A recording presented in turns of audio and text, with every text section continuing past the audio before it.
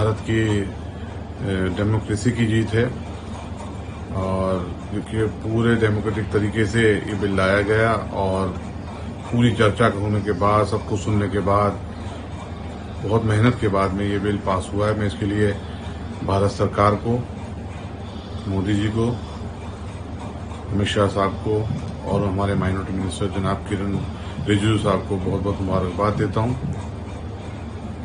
मोदी जी का शुरू से 2014 से जब से आप प्रधानमंत्री बने तो उन्होंने एक ही बात कही है, सबका साथ, सबका विकास और सबका विश्वास। तो उन्होंने अपनी इस बात को कायम रखते हुए इस बिल को पेश किया अपनी सरकार की तरफ से और मुसलमानों के हित में एक बहुत बड़ा कदम उठाया, जिसको आज कामयाबी मिली है। सरकार ने मुसलमानों के हित में ये कदम जो उठाया है, ये बिल्कुल उनके भविष्य के लिए, खासतौर से वो मुसलमान जो गरीबी रेखा के नीचे जी रहे हैं, उनको बहुत फायदा पहुंचेगा। क्योंकि वक्फ के जो आमदनी है, जिस तरीके से हमने इसके प्रावधान देखे हैं, अभी सुने हैं कि इसमें जिस तरीके से प्रावधान किए गए हैं कि आज तक जो वक्फ की आमदनी का दुरुपयोग हो रहा था, उसका सदुपयोग होगा वाकिफ की मंशा के अनुसार भी और जो वक्फ का कानून है उसके अनुसार भी, शरीयत के हिसाब से भी।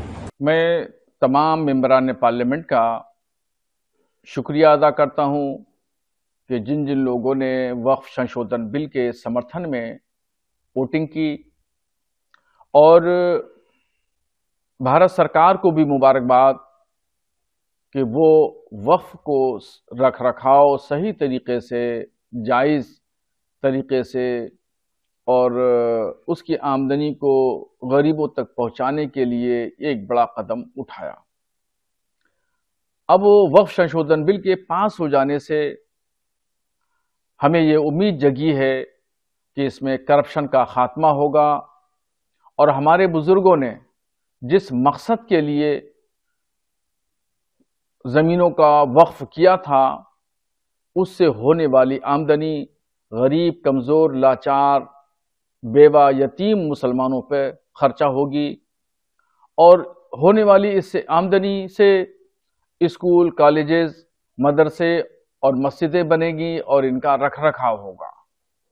मुझे तो वक्फ संशोधन बिल पार्लियामेंट में पास होने से बेहद खुशी हुई है। अल्लाह का लाख लाख शुक्र है कि वक्फ संशोधन बिल संसद में पास हुआ। इसके बावजूद कि विपक्ष ने पूरी ताकत लगाई कि चंद्रबाबू नायडू साथ न दें, नीतीश कुमार बिहार के सीएम भी साथ न दें, तमाम जिद्दोजहद और ताकतों के बावजूद विरोध की, फिर भी अल्लाह के हुक्म से ये बिल पास हुआ। तो हम मोदी सरकार के भी बहुत बहुत शुक्रगुजार हैं।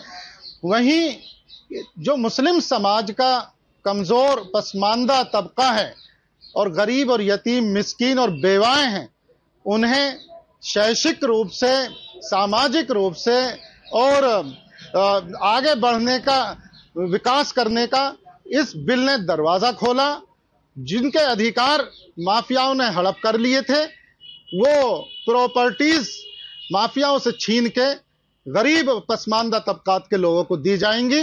उससे शैक्षिक रूप से और सामाजिक रूप से, आर्थिक रूप से भी मुस्लिम समाज के कमजोर तबके को आगे बढ़कर विकास करने का अवसर अब मिलेगा। CEN न्यूज, देश प्रदेश की ताजा तरीन खबरों के लिए CEN न्यूज को सब्सक्राइब करें और रहें पल पल की खबर से हर पल बाखबर।